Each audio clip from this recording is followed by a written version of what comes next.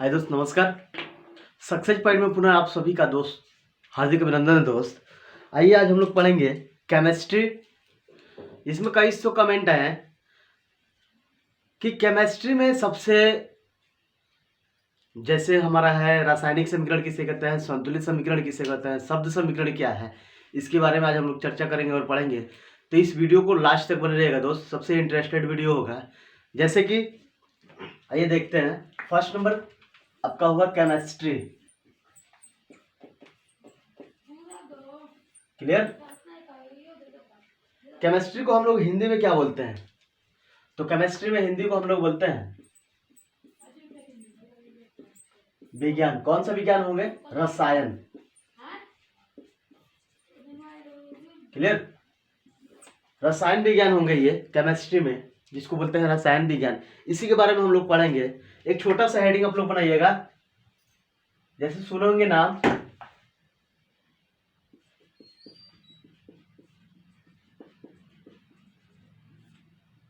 रासायनिक समीकरण। क्लियर? शब्द समीकरण।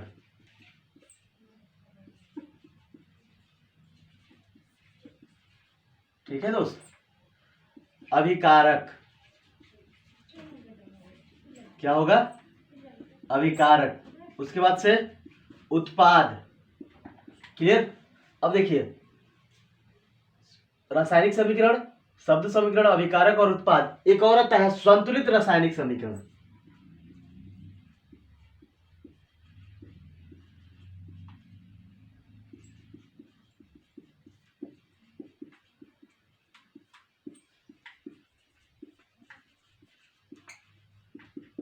क्या होगा दोस्त?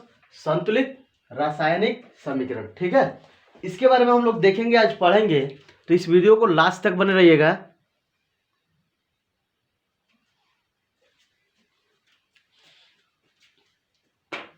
आइए देखते हैं, फर्स्ट नंबर हेडिंग बनेगा आप लोग रासायनिक समीकरण। क्लियर? रासायनिक समीकरण को स्टार्ट करने से पहले हम लोग पढ़ेंगे कि केमिस्ट्री अर्थात रसायन विज्ञान क्या है। क्लियर? तो सबसे पहले हम लोग डिफाइन ऐसे करेंगे कि साइंस या विज्ञान किसी भी वस्तु को क्रमबद्ध, सुव्यवस्थित, सुसंगठित विशेष ज्ञान को क्या कहते हैं? विज्ञान कहते हैं, साइंस कहते हैं। ठीक है, एक बार और सुनेंगे ध्यान से। किसी भी वस्तु को क्रमबद्ध, सुव्यवस्थित, सुसंगठित विशेष ज्ञान को विज्ञान कहते हैं। ठीक है, नोट्स क्लियर हो गया?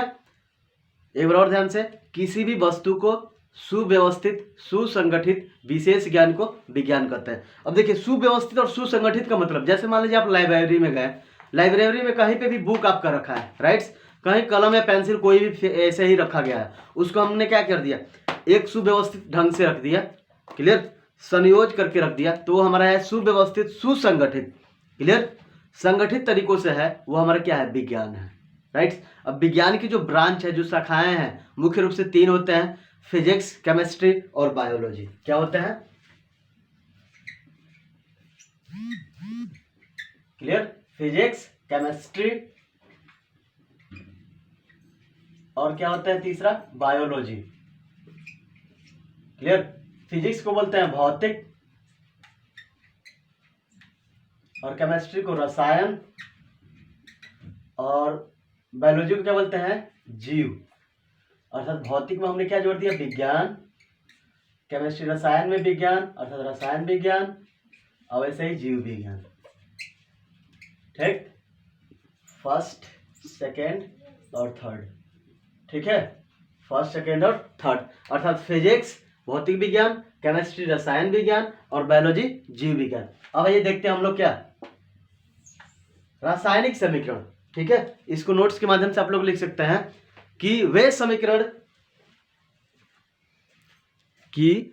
समीकरण जो अभिकारकों तथा उत्पादों को, क्लियर, वे समीकरण जो अभिकारकों तथा उत्पादों को एक रासायनिक, क्लियर, एक रासायनिक तत्वों या प्रतीकों के माध्यम से लिखते हैं, तो उसे कहते हैं रासायनिक समीकरण।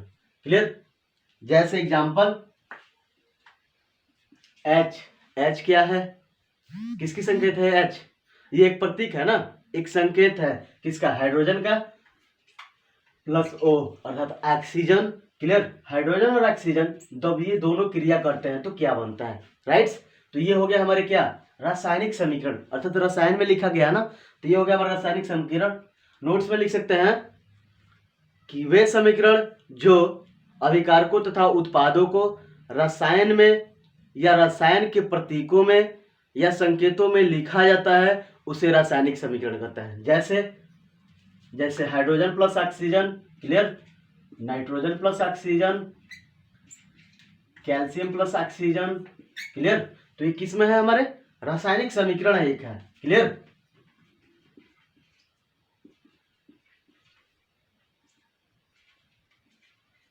क्लियर। अब देखिए, अब आएंगे शब्द समीकरण, क्लियर, अर्थात शब्द समीकरण किसे कहते हैं। तो वे समीकरण जो अभिकारकों तथा उत्पादों को शब्दों में लिखा जाता है उसे शब्द समीकरण कहता है। जैसे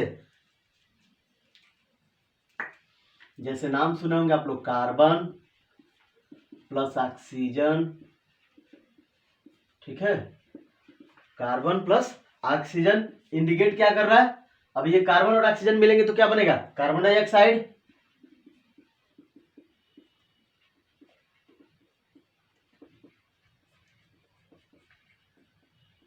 क्या बना, कार्बन डाइऑक्साइड बना। एक और देखते हैं,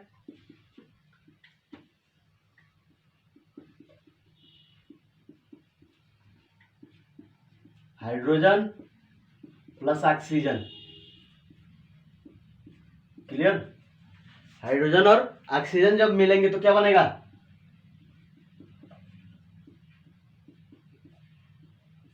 हाइड्रोजन ऑक्साइड या हाइड्रोक्साइड, क्लियर, या जल, चलेगा, यहां नोट कर देते हैं, या हाइड्रोक्साइड।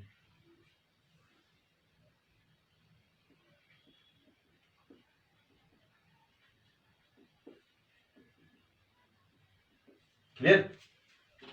तो ये हुए हमारे शब्द समीकरण, राइट। अब देखिए, शब्द समीकरण को हम क्या कर सकते हैं, क्या संतुलित कर सकते हैं, नो। लेकिन रासायनिक समीकरण को हम संतुलित कर सकते हैं और शब्द समीकरण को हम संतुलित नहीं कर सकते हैं, राइट्स।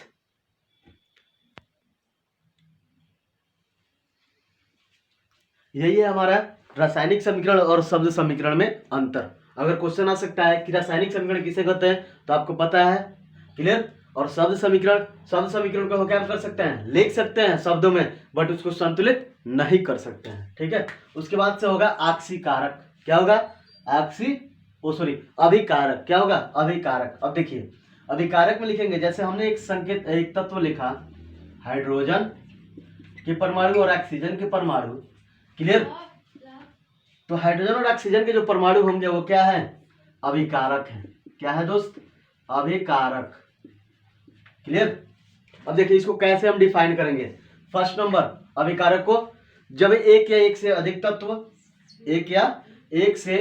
तत्व जब आपस में क्रिया करते हैं, क्लियर, जब एक या एक से अधिक तत्व आपस में क्रिया करते हैं तो उसे हम क्या कहते हैं, अभिकारक कहते हैं। क्या कहते हैं दोस्त, उसको अभिकारक कहते हैं। जैसे एग्जांपल में हाइड्रोजन और ऑक्सीजन, क्लियर, ये दोनों क्या हैं, अभिकारक हैं। क्या है ये, अभिकारक हैं। एक और देखेंगे, नोट्स बना के लिखेंगे नोट में या डबल नोट में, जब एक या एक से अधिक तत्व या जब दो या दो से अधिक तत्व आपस में क्रिया करते हैं, क्लियर, क्रिया करते हैं तो उसे अभिकारक कहते हैं। तो उसे क्या कहते हैं, अभिकारक कहते हैं। जैसे एग्जांपल में लिखेंगे H2 प्लस O2, यह अभिकारक है, क्लियर।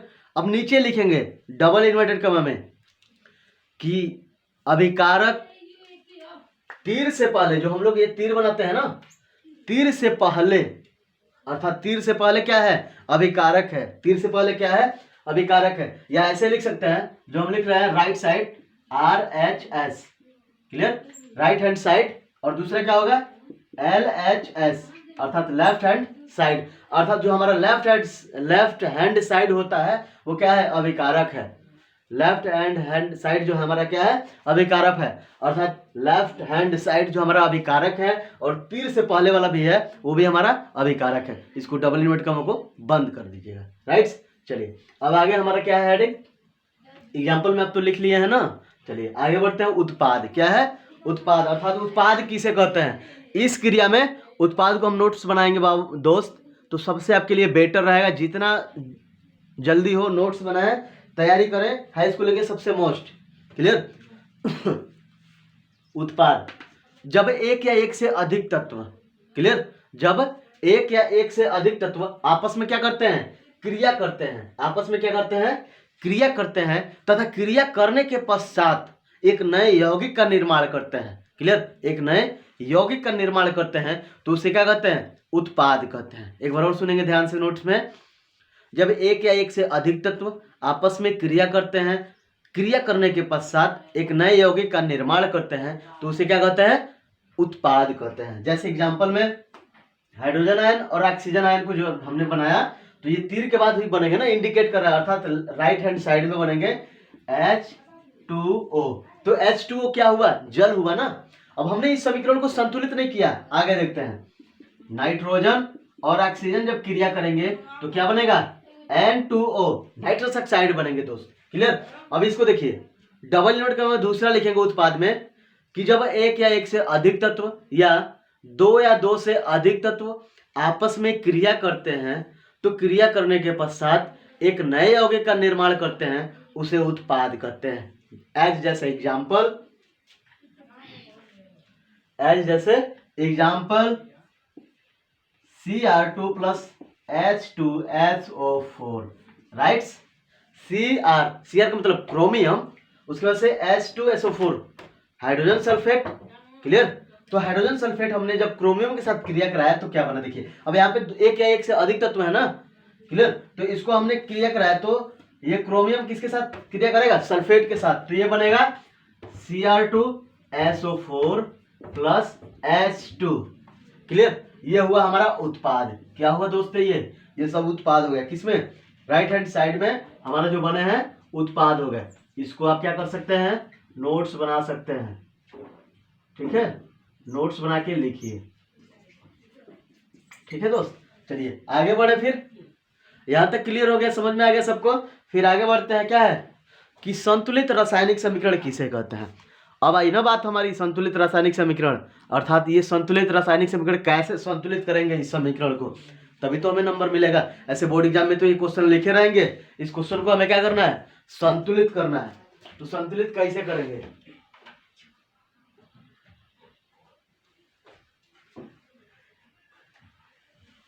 ठीक है,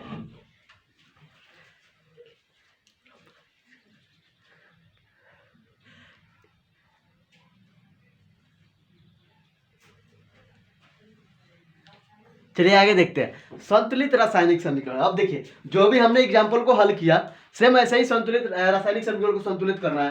तो आइए एग्जाम्पल को हल करते हैं। ठीक है, इसी एग्जाम्पल को देखते हैं। क्या लिखा था हमने? हाइड्रोजन और ऑक्सीजन, इन दोनों को जब हमने क्रिया कराया तो क्या बना है? H2O। अब ये हुआ हमारा रासायनिक समीकरण को संतुलित कैसे करना है। देखिए, ये हुआ हमारे अभिकारक। क्या हुए? अभिकारक, राइट। और अभिकारक के बाद जो होंगे वो क्या होंगे? उत्पाद। क्या होंगे दोस्त? उत्पाद। अब देखिए, ध्यान से देखिएगा इसको, लास्ट में सबसे इंटरेस्टेड वीडियो होगा ये। अगर यही क्या शब्द समीकरण में लिखा रहता तो क्या इसको हम संतुलित करते? नहीं कर पाते। बट यही अगर रासायनिक समीकरण में लिखा है तो क्या है? इसको हम संतुलित कर सकते हैं। ठीक है दोस्त, तो ये देखते हैं। यहाँ पे हाइड्रोजन और ऑक्सीजन, राइट। अभिकारक में देखिए हाइड्रोजन कितने हैं? 2 और ऑक्सीजन 2। यहाँ पे देखिए हाइड्रोजन 2 बट ऑक्सीजन नहीं है। इसको हम संतुलित कैसे करेंगे? देखिए, सबसे पहले हाइड्रोजन और ऑक्सीजन को हमने क्रिया कराया तो ये बना H2O। क्लियर, अब हमें यहाँ पे ऑक्सीजन अगर 2 से मल्टीप्लाई कर रहा है तो ये तो ऑक्सीजन के लिए 2 हो गया ऑलरेडी। क्लियर, यहाँ पे ऑक्सीजन 2 बराबर हो गए, यहाँ भी ऑक्सीजन 2 बराबर हो गए। अब बराबर किसके लिए करना है? हाइड्रोजन के लिए ना। तो यहाँ पे हाइड्रोजन 2 और 2 कितने हो गए? 2 × 2 अर्थात 4, अर्थात हाइड्रोजन की संख्या कितना हो गया? 4। तो यहाँ हाइड्रोजन की संख्या भी 4 चाहिए ना। तो 2 और 2 से मल्टीप्लाई कराया तो कितना हो गया? हाइड्रोजन की संख्या 4, फिर यहाँ पुनः हाइड्रोजन की संख्या 4, ऑक्सीजन 2, ऑक्सीजन जो ऑलरेडी। ये समीकरण हमारा क्या हो गया? संतुलित हो गया दोस्त। ठीक है, आइए एक और आगे देखते हैं वीडियो। इसी को नोट्स बनाते हैं एक और। Zn अर्थात जिंक प्लस H2SO4 के साथ जब क्रिया करेगा तो क्या बनेगा? क्लियर, अब देखिए जिंक सबसे पहले आपको इंटरेस्टेड क्या करना होगा कि इसमें आपको समीकरण को संतुलित करने से पहले आपको ये याद होना चाहिए कि जेड को क्या बोलते हैं हम लोग इंग्लिश में, सी ए को क्या बोलते हैं, सी यू को क्या बोलते हैं, सी यू ओ को क्या बोलते हैं, क्लियर, एम जी को क्या बोलते हैं, मैग्नीशियम को क्या बोलते हैं, राइट्स। ये सबसे पहले आपको इंटरेस्टेड वीडियो बनाता है कब, जब आपको ये पता होना चाहिए। सिर्फ लिखने से और कॉपी में बनाने से नहीं होगा याद, इसको आप रूटीन बनाइए, डेली बेस पे काम कीजिए, डेली बेस पे वर्क कीजिए, तब आपको ये संकेत याद होंगे, एलिमेंट्स याद होंगे, राइट्स दोस्त। आइए देखते हैं, जिंक के साथ जब हाइड्रोजन सल्फेट के साथ क्रिया कराएंगे तो ये बनेगा, देखिए जिंक को हमने किसके साथ जोड़ दिया, सल्फेट के साथ जोड़ दिया, किसके साथ जोड़ दिया दोस्त, सल्फेट के साथ, तो ये क्या होगा Zn प्लस SO4, राइट्स। अब यहाँ पे देखिए हाइड्रोजन, क्लियर, ये अलग हो गया ना। अब देखिए जिंक की संख्या कितना है, एक, यहाँ जिंक की संख्या एक, राइट्स, यहाँ देखिए SO4 सल्फेट और यहाँ SO4 सल्फेट, राइट्स है ना, क्लियर है। यहाँ देखिए हाइड्रोजन और यहाँ भी हाइड्रोजन, अर्थात ये सेम समीकरण संतुलित है दोस्त, ठीक है दोस्त। तो ये समीकरण क्या है, संतुलित है। एक और देखिए, आगे हल करते हैं। अब देखिए, ठीक है, C+O2, इसका मतलब क्या होता है, C का मतलब कार्बन डाइऑक्साइड, यही होता है क्या, नो, C का मतलब कार्बन और O का मतलब ऑक्सीजन, क्लियर। अर्थात इसको हमें नोट्स बनाने होंगे, लिखने पड़ेंगे और याद भी करने पड़ेंगे, अर्थात राइट एंड लेफ्ट दोनों साथ साथ होना चाहिए, तब तो हम बेड़ा पार कर सकते हैं हाई स्कूल में, तभी हम कंपटीशन लेवल की भी तैयारी कर सकते हैं। क्योंकि आपको देखिए ये इंटरेस्टेड वीडियो कब होता है, जब आप ज़्यादा से ज़्यादा इस वीडियो को लाइक करते हैं, शेयर करते हैं, कमेंट करते हैं और अपने फ्रेंड सर्किल में इसको जब पहुंचाएंगे तब ये वीडियो इंटरेस्टेड होगा, आपको भी समझ में आएगा, आपके दोस्त भी समझेंगे और लिखेंगे, राइट। तो सबसे पहले राइट एंड लर्न दोनों क्लियर होना चाहिए, तब तो आप यूपी बोर्ड हो या जो भी सीबीएसई पैटर्न का हो, या जैसे मैट्रिक है बिहार बोर्ड के लिए, वहां भी आप सेटिस्फाइड कर सकते हैं। तो कब आप होंगे, जब इसको ज्यादा से ज्यादा तैयारी करेंगे तब, राइट दोस्त।